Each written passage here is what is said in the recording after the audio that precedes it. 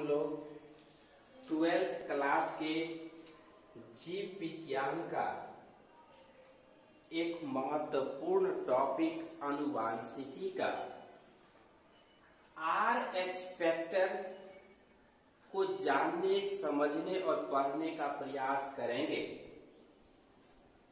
RH factor को rhesus factor के नाम से भी जाना जाता है। यह कारक मनुष्य के रक्त में रक्त समूह के साथ साथ पाया जाता है। RH फैक्टर की खोज मकाका रेसस नामक बंदर में कार्ल लैंडस्टीनर तथा वीनर नामक वैज्ञानिक ने की।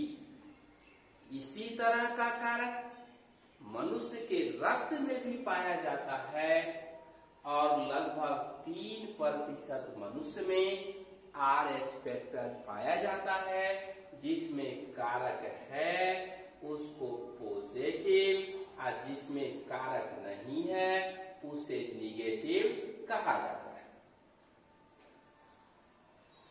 अब इसका जो जीव वैज्ञानिक महत्व है, इसको जानने का प्रयास किया जाना चाहिए।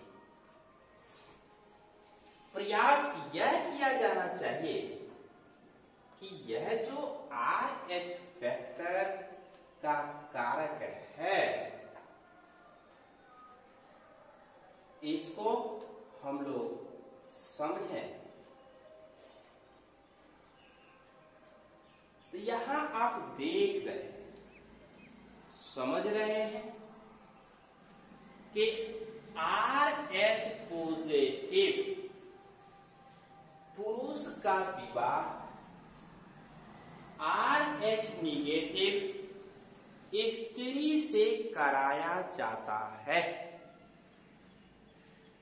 तो पहली जो संतान उत्पन्न होती है वह नॉर्मल होती है, सामान्य होती है, उसमें किसी भी प्रकार की कोई बीमारी नहीं। वह पहली संतान माता के गर्भ में RH फैक्टर के एंटीजन को माता के शरीर में रक्त के द्वारा पहुंचा देता है। और जब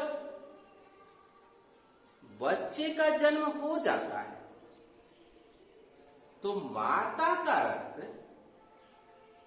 RH पॉजिटिव एंटीजन के विरुद्ध अपना प्रतिरक्षी एंटीबॉडी बनाने लगता है।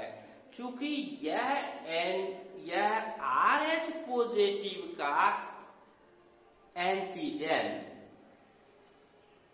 RH पॉजिटिव का जीन बच्चे को पिता के शुक्राणु से प्राप्त और वह एंटीजन को माता के रक्त में भेजा और माता के रक्त में RH पॉजिटिव एंटीजन के विरुद्ध अब एंटीबॉडी का निर्माण होने लगता है। तब क्या होता है कि प्रथम बच्चा जन्म लेने के बाद जब वह माता दूसरी बार गर्भवती होती है, तब क्या होता है कि वह जो RH पॉजिटिव का एंटीजन है, एंटीबॉडी है, माता के रक्त के द्वारा दूसरे तीसरे या अन्य संतान के रक्त में पहुंच करके उसके RBC को तोड़ने लगती है, RBC का क्षरण करने लगती है और RBC के अधिक टूट जाने से माता के गर्भ में बच्चे की मृत्यु हो जाती है। इस बीमारी को एरिथ्रो वो ब्लास्टोसिस पैटेरिस करते हैं और ऐसी माता के दूसरी तीसरी या अन्य संतान स्वस्थ जन्म नहीं लेती है या अन्य संतान बच नहीं पाती है। अब इसकी आनुवांशिक जांच करके RH फैक्टर की हम पहचान कर सकते हैं। जब यदि पता चल जाए